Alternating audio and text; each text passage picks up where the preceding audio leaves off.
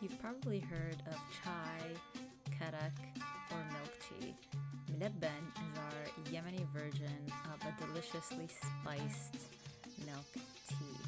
Now, I'm somebody that grew up only loving hot chocolate, so this was actually the first caffeinated tea drink that I truly ever loved, and I'm pretty sure you will too. The great thing about this is that you can spice it up a little bit more if you enjoy those types of flavors.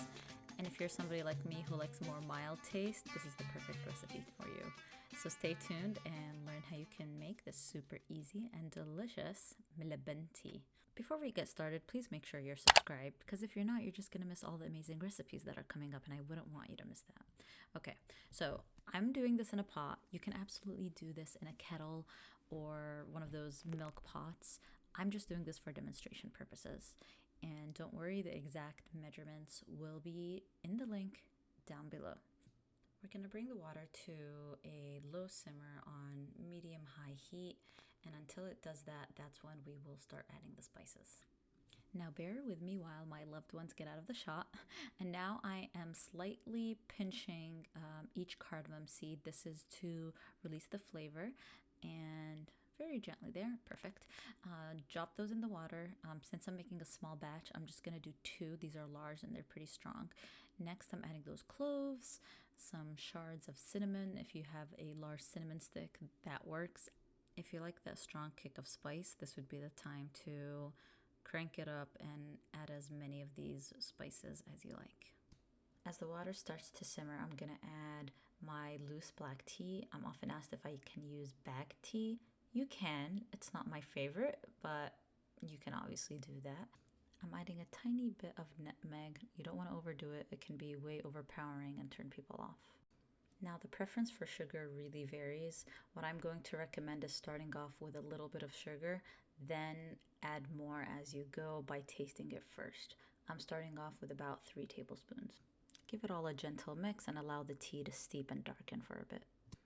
Now you need to pay close attention to how long you let the tea steep, because if it gets too dark and the tea stays in there for too long, it can get bitter. Now I'm going to allow it to come to that first bubble, and then once it does, I'm going to reduce the heat and get ready to add the milk.